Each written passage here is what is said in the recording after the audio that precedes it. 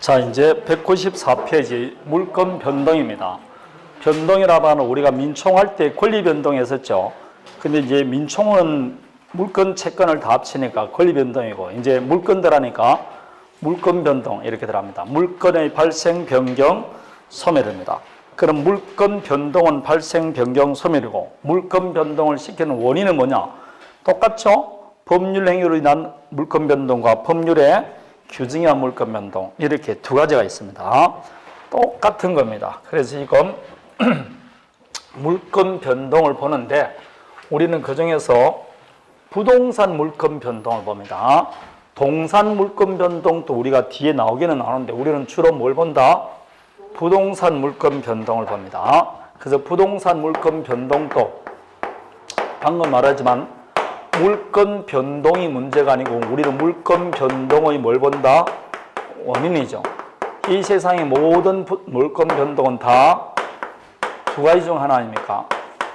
법률 행위로 인한 것과 법률의 규정이 한 것이 있습니다. 그래서 법률 행위로 인한 부동산 물권 변동은 이제 다시 186조로 갑니다.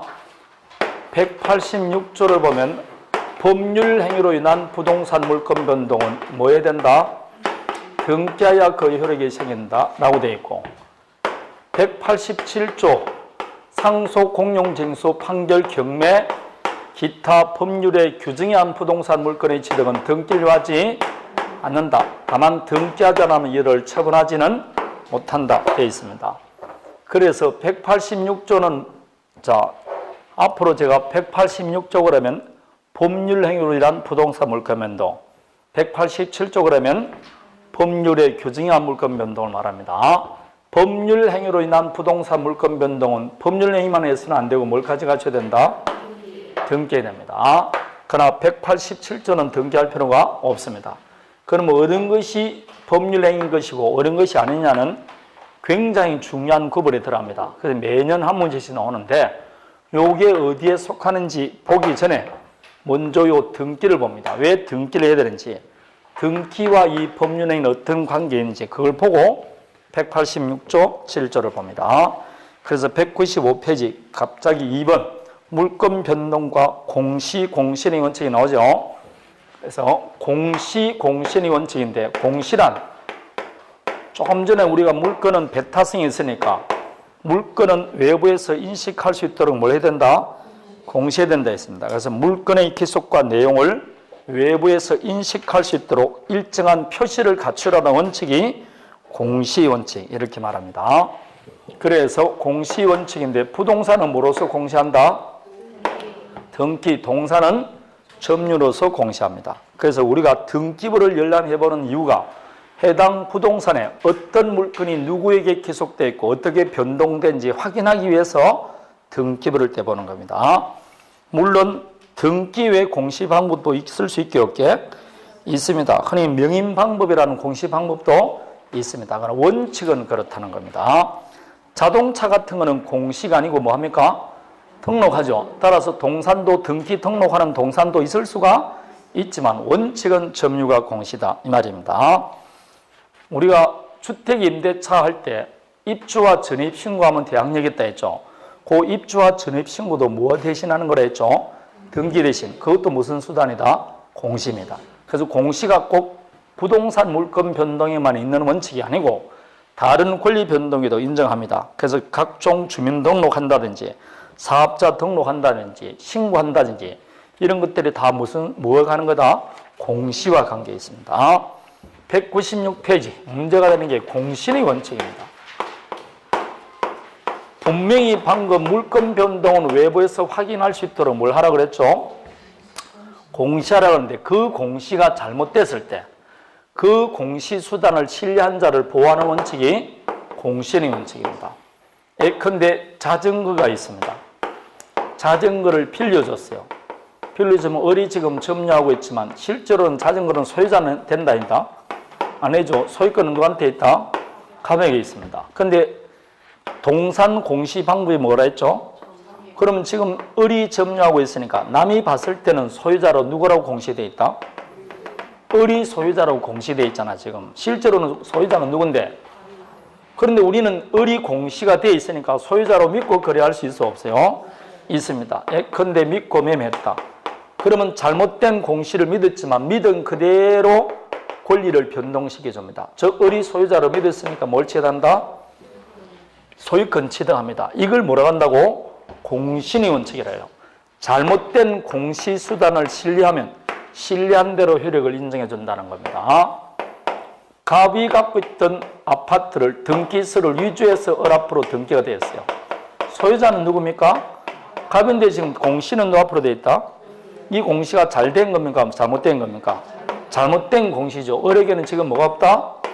그런데 을이 소유자로 공시되니까 믿고 만다? 매매했을 때 믿은 그대로 권리 변동을 인정한다. 뭘 취득한다?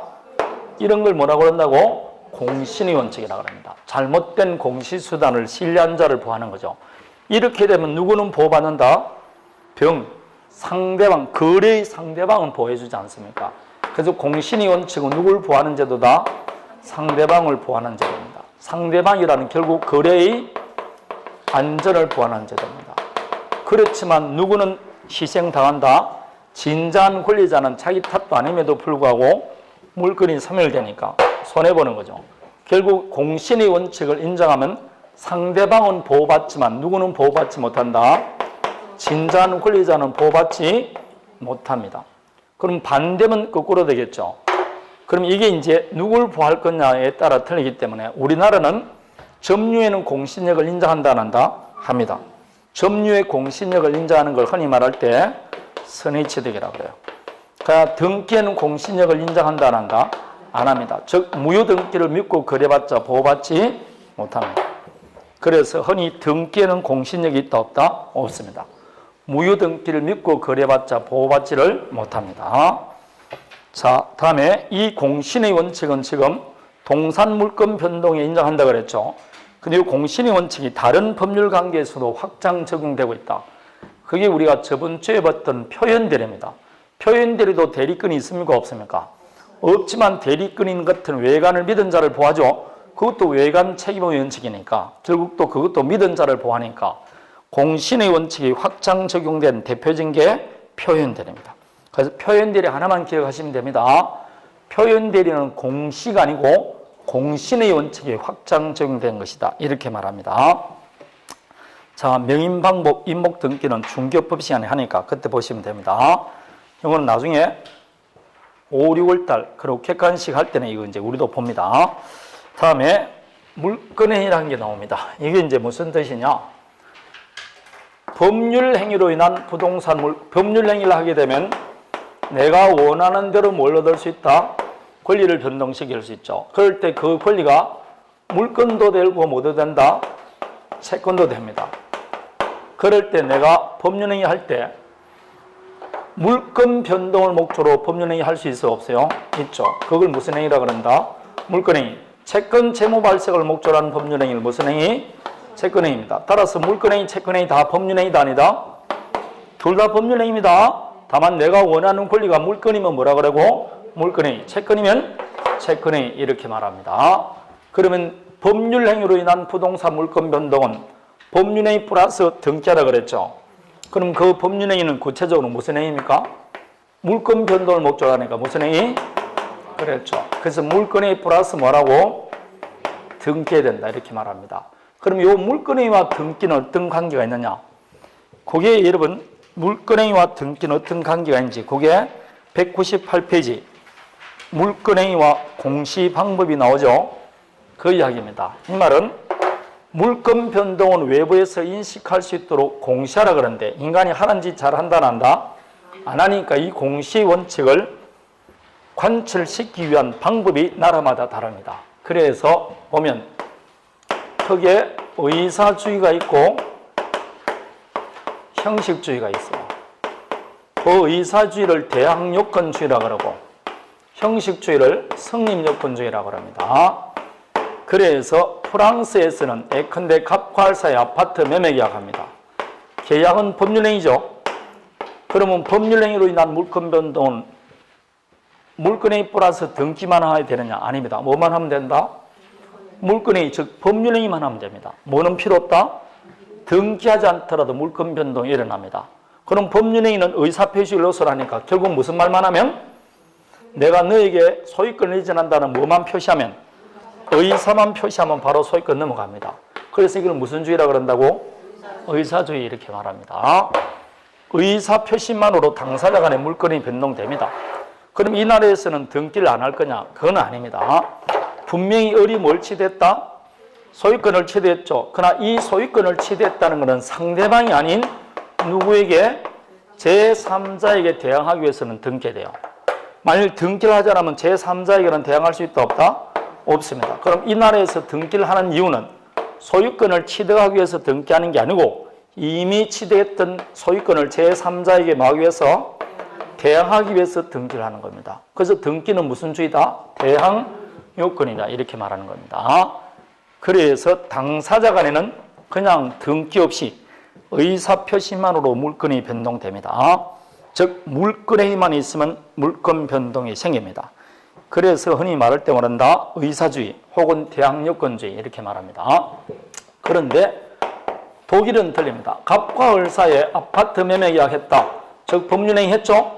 그래도 등기하지 않으면 당사자 간에도 물권 변동이 일어난다 아니란다? 아니랍니다. 즉 물권 변동이 일어나기 위해서는 법률행위만 해서는 안 되고 등기라는 형식을 따로 갖춰줘야 된다 안 갖춰줘야 된다? 그래서 무슨 주의? 형식주의라고. 이 나라에서는 등기해야만이 물권 변동이 성립하니까 무슨 주의? 성립요건주의 이렇게 말합니다. 이게 프랑스에서 유래된 게 불법주의, 이게 독일에서 유래됐으니까 독법주의 이렇게 말합니다. 그럼 우리는 무슨 주의를 차고 있다? 186조를 보니까 법률 행위로 인한 부동산 물권 변동은 등기하여야 효력이 생긴다 했으니까 딱 보시 박혀있죠? 무슨 주의를 차고 있다? 성립요건주의입니다. 그래서 우리는 그냥 성립요건주의를 차고 있다 그렇게 외우면 됩니다. 성립요건주의를 차고 있다. 구민법은 효력주의였어요. 즉 의사주의였습니다. 자, 지금은 무슨 주의를 차고 있다? 성립요건주의를 차고 있습니다. 자, 그러면 다시 저번 주에 했던 걸 한번 봅니다. 저번 주에 했던 게 뭐냐면 저번 주에 했나?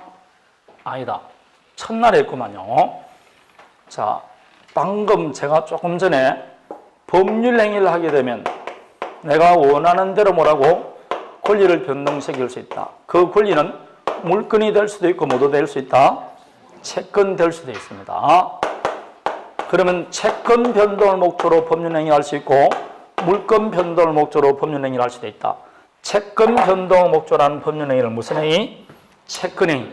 물권 변동을 목적으로 하는 법률 행위를 물권 행위. 좀 전에 했잖아. 그 둘 다 법률 행위입니다. 원하는 권리가 채권이면 채권행위, 물권이면 물권행위, 신분행위면 신분행위 이렇게 말합니다. 공법행위, 소송행위, 물권행위 이렇게 말합니다. 그러면 이 채권행위, 물권행위 다 같은 법률행위지만 물권행위는 조금 전에 말했지만 물권은 이행의 문제를 남긴다 안 남긴다? 안 남깁니다. 이행의 문제를 남기지만 채권행위는 무슨 문제를 남긴다? 채권이 있더라도 채무자가 이행해야지만 만족을 얻었으니까 이행의 문제를 남기는 겁니다. 그래서 흔히 채권행위는 장차 이행해줄 의무를 부담하는 무슨 행위고? 의무 부담행위고, 물권행위는 이행의 문제를 남기지 않은 총국적인 처분행위다 이렇게 말합니다. 따라서 채권행위 할 때는 처분 권한이 있을 필요 있어 없어요? 없습니다. 그래서 임대차 계약할 때 소유자 아닌 사람도 임대 줄 수 있어 없어요? 있죠. 매매할 때 자기 물건이 아닌 타의 물건도 매매할 수 있어 없어요? 있습니다. 왜냐? 채권행위는 이행의 문제를 참 처분 권한이 필요 없어요. 그러나 물권행위 할 때는 뭐가 있어야 된다? 이건 종국적인 처분행위니까 처분 권한이 있어야 됩니다. 이렇게 다 같은 채권행위, 물권행위지만 다 같은 법률행위지만 성질이 이렇게 다릅니다. 다른데 이 둘은 별개의 것이냐? 아닙니다. 이 둘은 밀접한 관련이 있어요. 왜 그러냐? 요 채권행위가 원인이고 그 결과가 뭐라고? 물권행위입니다. 원인과 무슨 사이다? 결과 사이입니다. 갑과 을 사이에 아파트 매매 계약이라는 채권행위 하니까 을이 뭘 취득한다?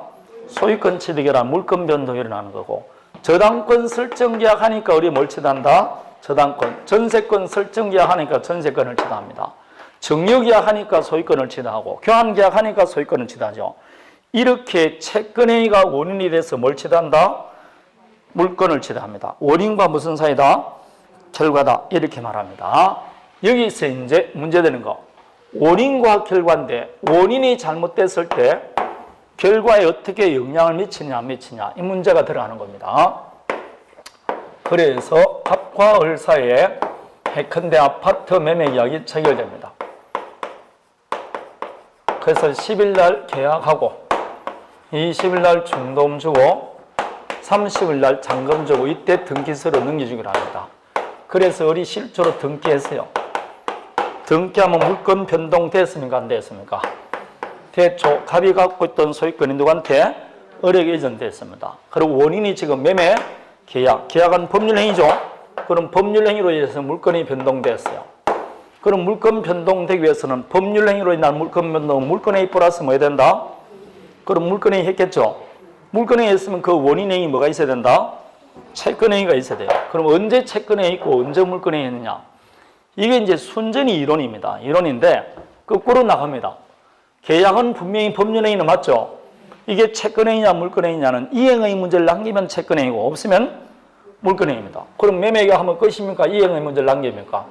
그러니까 이때 무슨 행위 했다 본다? 채권행위 했다고 보는 겁니다. 그럼 이행의 문제를 안 남길 때는 됐냐? 그럼 요게 무슨 행위 했다?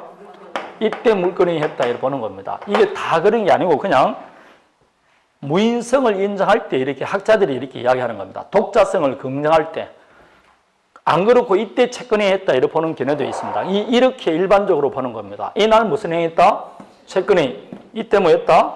물건행위 했다고 봅니다. 그럼 물건행위와 채권행위는 반드시 이렇게 따로 해야 됩니까? 한꺼번에 할 수 있어 없어요? 한꺼번에 하는 매매를 흔히 현실 매매라고 합니다. 동사는 대부분 무슨 매매가 많다? 현실 매매가 많죠. 아이스크림 주세요. 예, 그러면 그때 물건행위, 채권행위 한꺼번에 다 하는 겁니다. 이렇게 채권행위, 물건행위는 한꺼번에 할 수도 있고 따로따로 할 수도 있습니다. 여기는 견해의 대립이 없어요. 문제는 따로따로 할 수 있는데 보통 채권행위 한 것은 언제인지 분명한데 물건행위는 언제인지 불분명할 때가 많습니다. 그럴 때 채권행위 한 것은 분명한데 언제 물건행위 제일 모르겠다. 그러더라도 반드시 따로 물건행위를 한다는 기능가 있고 안 한다는 기능가 있습니다. 이걸 뭐라 하냐면 독자성 문제라고 그래요. 쉽게 말해서 독자성을 뭐 한다? 긍정하는 기능에 따르면 채권행위 하게 되면 따로 뭐도 한다고? 물건행위. 우리가 몰라서 그렇지 따로 한다는 개념입니다. 근데 독자성을 부정하는 기능에 따르면 안 그래요. 무슨 소리냐? 일반인들은 채권행위, 물건행위 모르니까 불분명할 때는 채권행위 할 때 모두 같이 했다? 물건행위 같이 했다고 보는 개념입니다. 이게 보는 시각이 그래요. 불분명할 때 그런 겁니다. 불분명할 때. 여기서 이제 뭐가 나타난다? 유무인성 무태가 나타나는 겁니다. 유인성, 무인성인데 이거는 뭐냐? 채권행위가 잘못됐을 때 그 결과인 물건에 영향을 주느냐 안 주느냐 이 문제가 생깁니다. 여러분 채권행위, 물건행위 다 법률행위니까 둘 다 하자가 있으면 문제가 생겨 안 생겨요? 둘 다 하자가 있으면 문제가 없습니다. 어디에만 하자가 있느냐? 채권행위만 하자가 있는 겁니다. 예컨대 쉽게 말하면 18세 미성년자일 때 뭐 했다? 매매계약을 했어요. 근데 등기는 언제 했느냐? 19세 때인 거예요. 그럼 물건행위 할 때는 하자가 있어 없어요? 물건행위도 법률행위니까 19세는 할 수 있잖아. 그럼 이 채권행위 할 때는 뭐가 있다? 하자가 있으니까 이 채권행위를 미성년을 이유로 뭐 한다?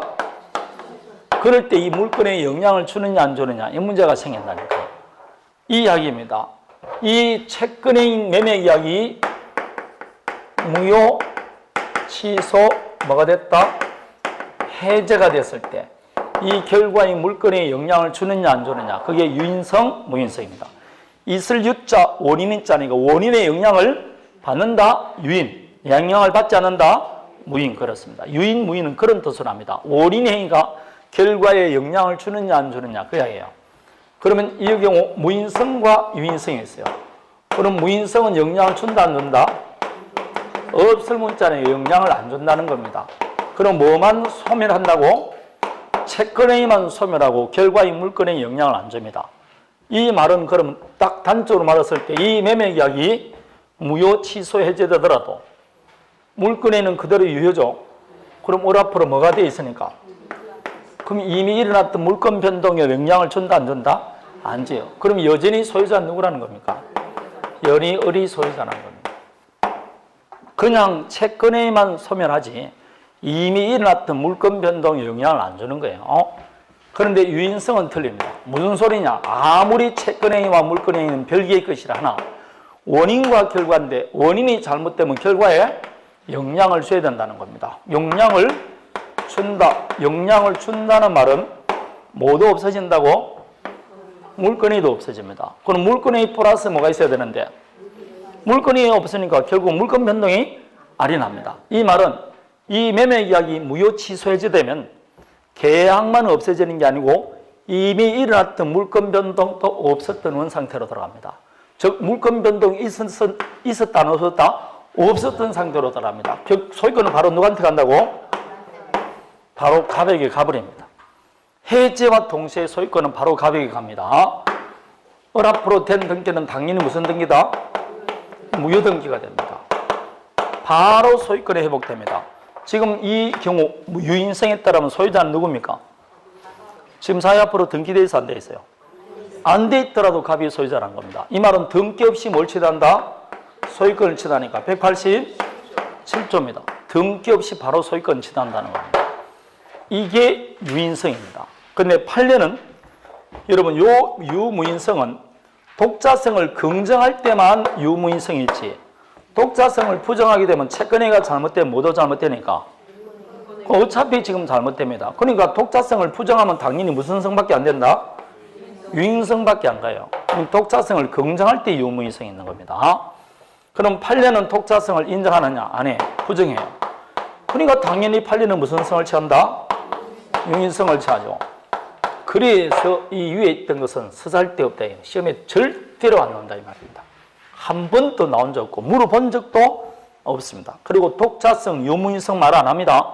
절대로 그런 말 시험 문제에 안 나옵니다. 그냥 이런 이론을 거쳐야 한 겁니다. 그럼 이제는 우리는 결론만 기억하면 되겠죠.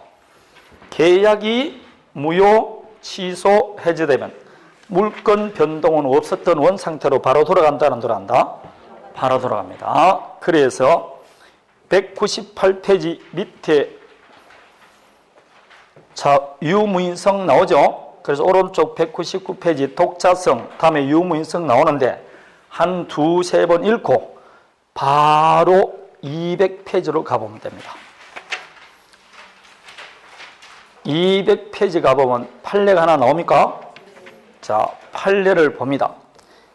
위에 봅니다. 민법 548조 제1항에 하면 계약이 해제되면 이 말 나옵니까? 자, 계약이 해제되면 나옵니다. 세 번째인 경우 이미 등기나 인도를 하고 있는 경우에 그 원인행인 채권계약이 해제됨으로써 원상 회복한다고 할 때 그 이론 구성에 관하여 채권적 효과설, 물권적 효과설이 대립되나 있습니까? 이제부터 암기할 때는 이제 나오는 겁니다. 우리의 법제가 물건의 독자성과 무인성을 인정한다 있지 않는다? 인정하고 있지 않는 점 되어 있죠. 이 말은 판례는 독자성 인정한다 안 한다? 안 합니다. 무인성 인정한다 안 한다? 안 하는 거예요. 그럼 결국 무슨 성이다? 유인성입니다. 따라서 이제 암기할 게 나옵니다. 밑에서 두 번째 줄에요. 계약이 뭐 되면? 해제되면 그 계약의 이용으로 변동이 생겼던 물건은 당연히 계약이 없었던 원상태로 복귀합니다. 요걸 암기하셔야 됩니다. 아셨죠? 앞에 그 이론 절대 시험 문제 안 나옵니다. 계약이 무효 취소 해제되면 물건 변동은 없었던 원상태로 돌아옵니다. 바로 원상태로 돌아옵니다. 해제 그러면 소유권 누구한테 있다? 바로 갑에게 들어갑니다. 물건 변동도 없었던 원상태로 돌아오는 겁니다. 등기 없이 가져오니까 몇 조라고? 187조입니다. 그것만 기억하면 됩니다. 이게 이론 구성을 위해서 그렇게 나온 겁니다. 세 번째 이야기합니다. 판례 그것만 기억하면 돼요. 밑에 있는 거는 절대로 볼 필요 없습니다. 책이 있기 때문에 설명하기 위해서 나온 것이고 암기는 그것만 하면 됩니다. 자, 무효 취소 해제되면 물건은 바로 복귀됩니다. 자, 이제 이걸 기초로 186조냐 7조냐를 봅니다. 자, 그러면 186조는 등기해야 된다 안 해야 된다?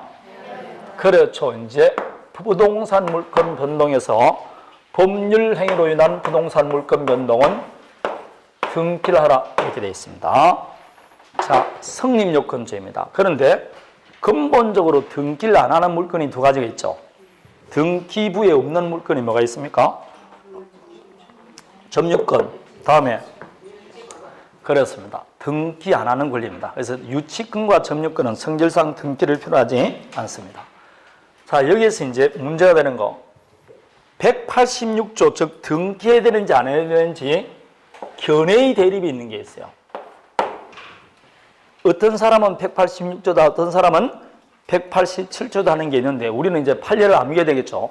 그 중에 몇 개 암기할 게 지금부터 나오는 겁니다. 그게 중에서 방금 제가 말했죠. 채권행위, 즉 원행위가 실효됐을 때 물건은 바로 복귀되느냐 안 바로 복귀되느냐. 판례는 무슨 성을 취한다?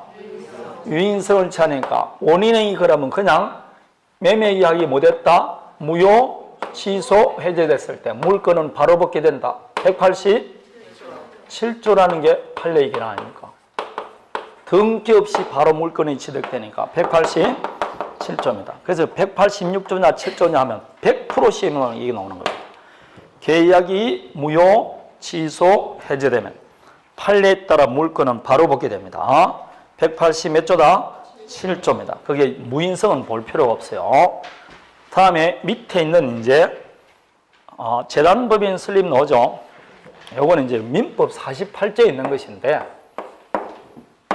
갑이 지금 자기가 갖고 있던 건물을 A 재단법인에 출연을 해요. 출연이란 자기 재산을 감소시키고 타인의 재산을 증가시키는 그런 법률행위를 출연행위라 그래요. 그럼 이 출연에 따른 소유권 기속, 즉 물권 변동은 언제 일어나느냐? 우리 민법 48조에 따르면 생전 처분에 따를 때는 언제 물권의 변동이 일어난다? 재단법인이 성립한 때. 재단법인은 설립 등기할 때 성립합니다. 유언은 돌아가실 때 효력이겠죠. 이걸 사후행위라고 합니다. 유언의 효력이 발생할 때, 유언은 언제 효력이 발생합니까? 사망한 때. 결국은 갑이 갖고 있는 이 건물 소유권이 A 법인에게 기속되는 시기는 등기할 때다, 이때다. 등기할 때 아니고 이때 물건이 변동됩니다. 그러니까 결국은 뭐 할 필요 없다? 등기할 필요 없으니까 몇 조다? 187조입니다. 법률의 규정에 의한 물권 변동입니다. 그 법률이 민법 몇 조다? 48조다 이 말이에요. 법률의 규정에 의해서 등기 없이 바로 물건이 변동됩니다. 자, 이렇게 통설은 말하는데 갑자기 판례가 조금 다르게 말합니다. 판례는 맞다. 재단법인과 출연자 사이에는 등기 없이 물건이 변동된다는 겁니다. 187조라는 겁니다. 그러나 재단법인이 설사 등기 없이 소유권 등을 취득했다 할지라도 이걸 제3자에게 막기 위해서는 대항하기 위해서는 뭘 필요해야 된다? 등기하라는 겁니다. 그럼 재단법인과 제3자 사이에는 뭘 해야 되니까?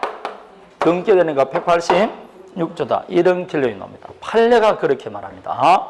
따라서 판례가 나오면 누구와 누구 사이인지를 보고 구별하셔야 됩니다. 되겠습니까? 다음에 소멸시효가 나옵니다. 자, 소멸시효는 용익물건만 소멸시효에 해당되는데 용익물건이 소멸시효에 해당된다. 예컨대 갑의 토지 위에 을앞으로 지상권을 설정했었어요. 그럼 지상권자는 물건이니까 행사해야 된다, 안 해야 된다? 해야 되는데 일정 기간에 행사하지 않으면 있던 권리가 어떻게 된다? 소멸됩니다. 이걸 소멸시효라는데 몇 년간 행사하지 않으면? 그럼 20년간 행사하지 않으면 이 지상권은 소멸되는데 말소 등기야 소멸되느냐? 20년이 되면 바로 소멸되느냐? 이 말입니다. 판례는 절대적 소멸시효를 취하기 때문에 20년 되면 말소 등기 없이 바로 소멸됩니다. 말소 등기할 필요 없다는 것은 187조다. 되겠습니까? 자, 물어봅니다. 물건적 청구는 소멸시효 걸린다, 안 걸린다? 아까 안 걸린다 그랬잖아요. 물건 중에서 소멸시에 해당되는 것은 뭐밖에 없다? 용익권밖에 없습니다. 소유권 이런 거는 소멸시에 걸리지 않습니다. 다음에 점유취득시효는 오는데 점유취득시효는 법률의 규정한 물권 변동이지만 우리 민법 245조에 뭐라고 돼 있다? 그래서 등기해야 됩니다. 점유취득시효는 외적으로 등기를 해야 됩니다. 다음에 지하물권 소멸청구, 소멸통고 등이 있는데 자, 갑과할사의 건물 전세권이 설정됐어요. 자, 전세권 존속기간이 만료됐습니다. 존속기간이 만료되면 이 전세권은 말소등기가 소멸될까요? 기간 만료되면 바로 소멸될까요? 말소등기 없이 바로 소멸됩니다. 187조입니다. 왜냐? 기한이 도래했으니까. 별다른 의사표시 없이 바로 소멸합니다. 나중에 이거 시험에 나옵니다. 다음에 근데 지상권의 경우 시료를 지급하기로 약정했다. 그럼 몇 년 이상 시료 지급하지 않으면 2년 이상 시료 지급하지 않으면 지상권 소멸 청구할 수 있습니다. 그래서 2년 연체했기 때문에 소멸 청구했어요. 그러면 소멸 청구와 동시에 소멸될까요? 말소 등기할 때 소멸될까요?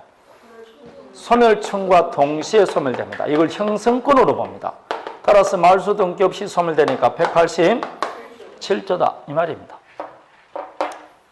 자, 전세권의 경우 존속기간 약정이 없으면 각 당사자는 언제든지 소멸 통고할 수 있습니까? 없습니까?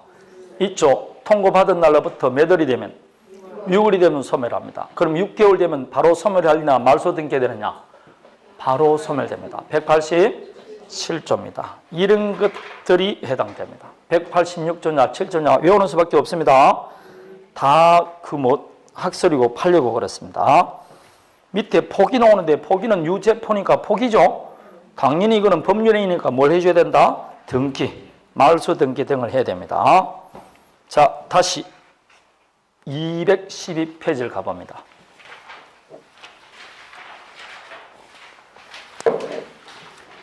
법률행위에 의하지 않는 물권 변동, 즉 뭘 요하지 않는다? 그래서 상속, 공영, 중수, 판결, 경매, 기타 뭐로 되어 있다? 법률에 규정이 한 부동산에 관한 물권 취득은 등기를 하지 않는다. 그러나 이를 처분하기 위해서는 뭐 해야 된다? 등기해야 됩니다. 자, 그래서 187조는 다시 뭐 할 필요가 없다고? 등기할 필요 없습니다. 그 예를 들은 게 상속, 공영, 증수, 판결 그런 거 나오죠. 왜 등기할 필요가 없느냐? 여러 가지 이유가 있습니다. 등기가 불가능하거나 아니면 법적 공백 상태 등을 메우기 위해서 하는 것입니다. 그럼 언제 물건이 변동될까요? 법률의 규정이니까 법률에 규정된 식입니다. 예컨대 갑이 지금 아파트 소유권자입니다. 그런데 갑이 사망했어요. 그래서 상속이 일어납니다. 이 상속인이 만일 등기와 소유권을 취득할 것 같으면 아무리 빨리 등기하더라도 장례식 치르고 하면 일주일 걸리겠죠. 그럼 일주일 뒤에 등기를 하게 되면 그동안에는 이 부동산 소유자가 누군지 기속이 안 되잖아. 그럼 법적 공백 상태가 되는 겁니다. 그래서 그걸 메우기 위해서 뭐와 동시에 피상속인이 사망하게 되면 상속인은 자기 앞으로 뭐 할 필요 없이 등기 없이 바로 소유권 취득하게 만들어주는 겁니다. 그래야만이 법적 공백 상태가 없는 거죠. 다만 네가 일을 다른 사람에게 뭐 하기 위해서는 처분하기 위해서는 먼저 뭐 하고 등기하고 처분하라 이렇게 되어 있는 겁니다. 이해되겠습니까? 그래서 상속, 공용, 징수 경용, 징수의 경우 협의 수용은 협의에서 정해진 시기, 재결 수용은 수용 기일에 등기 없이 물건 변동됩니다. 다만 수용 기일에 물건이 변동되기 위해서도 보상금 지급해야 된다, 안 해야 된다? 보상금을 지급해야만이 물건이 변동이 일어납니다. 그래서 보상금 지급을 정지 조건으로 수용 기일에 효력이 발생한다. 다음에 판결인데 여기서 이제 등기 없이 물건이 변동되는 판결은 무슨 판결밖에 없다? 형성 판결밖에 없습니다. 자, 그래서 이행 판결은 등기해야 된다, 안 해야 된다? 해야 됩니다. 그래서 이게 또 시험에 굉장히 자주 나오죠. 갑과할사의 아파트 매매 계약을 했어요. 매매 계약을 했으면 매수인은 대금 지급할 채무가 있고 매도인은 소유권 이전 예절 채무가 있습니다. 그 채무는 각각 이행해 줘야 된다, 안 해줘야 된다? 채권 채무는 이행의 문제를 남기지 않습니까? 그래서 을이 대금 다 지급했어요. 근데 매도인이 소유권 이전 등기를 안 해주는 겁니다. 계속 안 해주니까 을이 소유권 이전 등기를 해달라고 소를 제기했어요. 그래서 을에게 성소 판결 나왔습니다. 법조문에 판례에 판결이 이렇게 나오겠죠. 갑은 을에게 소유권 이전 등기를 하라 이렇게 판결 나옵니다. 이 말은 지금 사백에 너가 소유권 이전 등기해줄 뭐가 있는데 의무가 있는데 그 의무를 뭐라고? 이행하라고 판결이 나온다니까. 그럼 이때 판결이 확정되면 바로 물건이 변동됩니까? 아니죠. 이행하라고 판결됐지 아직 이행된 건 아니죠. 요 판결에 의해서 을 앞으로 뭐 해야만이? 등기야만이 비로소 소유권을 취하니까 187조입니다. 이런 판결은 무슨 판결? 이행 판결. 이행 판결은 187조입니다. 등기됩니다. 여기서 말하는 판결이 아닙니다. 그럼 여기서 등기 없이 물건이 변동되는 판결은 무슨 판결? 형성 판결인데 형성 판결은 우리 시험에 나오는 거는 그냥 공유물 분할 판결밖에 없어요. 갑과 을 사이에 지금 한 필지 토지를 공유하고 있어요. 이거 다 공유할 때 할 겁니다. 한 필지 토지를 공유하고 있다. 갑이 2분의 1 가지고 을이 2분의 1씩 가지고 있습니다. 그럴 때 이 두 사람이 자 우리 토지 나누자 공유물 분할하자 그럽니다. 근데 옥신각신 네가 원래 옳게 해서 공유물 분할이 협의가 안 됩니다. 그러면 공유물을 뭐 해달라고? 분할해 달라고 소를 제기하는 겁니다. 이 공유물 분할에 있습니다. 자, 그럴 때는 원칙적으로 현물 분할이 됩니다. 그래서 법원에서 좋다. 이렇게 잘라라. 그래서 갑이 왼쪽을 소유하고 을은 오른쪽을 소유하라고 공유물 분할 판결이 나왔어요. 그러나 판결만 확정됐지 아직 분필 등기됐습니까? 안 됐습니까? 안 됐죠. 그러나 판결 확정과 동시에 갑과 을은 각각 그 부분 소유권 취득합니다. 등기해서 안 했어요? 187조입니다.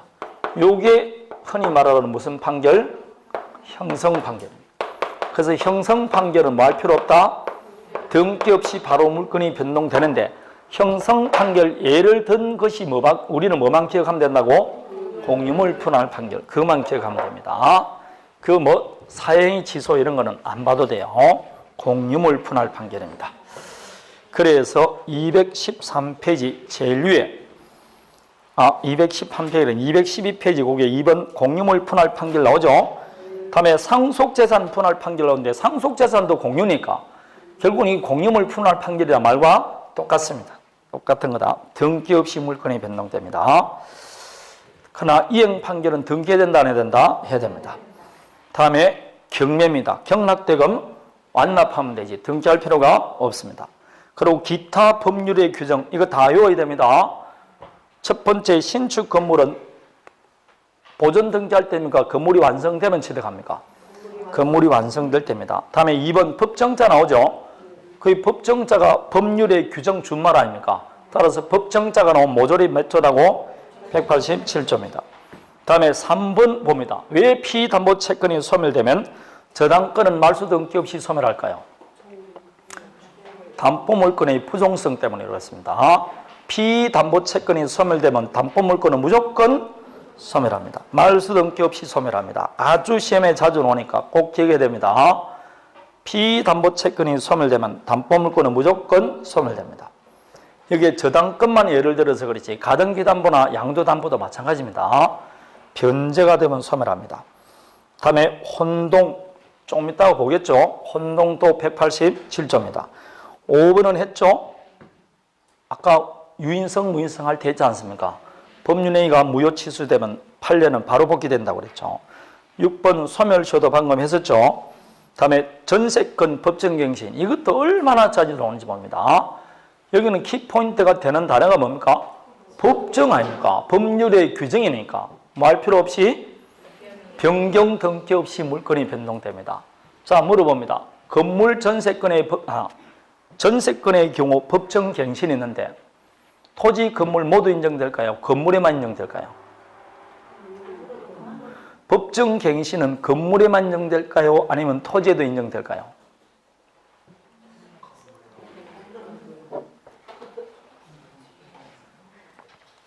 전세권은 토지도 있고 건물 전세권도 있는데 건물 전세권만에 있는 게 두 가지가 있어요.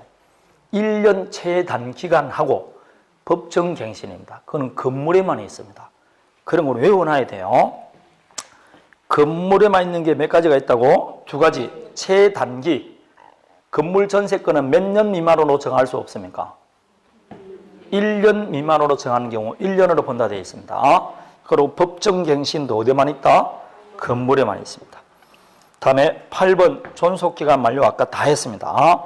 다음에 10번 우리가 집합법 할 때 했죠. 집합 건물의 경우 공용 부분에 관한 지분의 득실 변경은 등기를 요하지 아니한다 했지 않습니까? 이런 것들입니다. 반드시 기억해야 돼요. 다시 하나 할 거. 법률에 규정한 물권 변동임에도 불구하고 외적으로 등기할 게 하나 있어요. 그게 뭐다? 점유취득시효입니다. 214페이지. 점유취득시효입니다. 자, 작년에 시험 문제 나온 거, 작년에만 나온 게 아니고 3년, 4년 연속 지금 186조냐, 7조냐 물어봅니다. 밑에 나옵니까?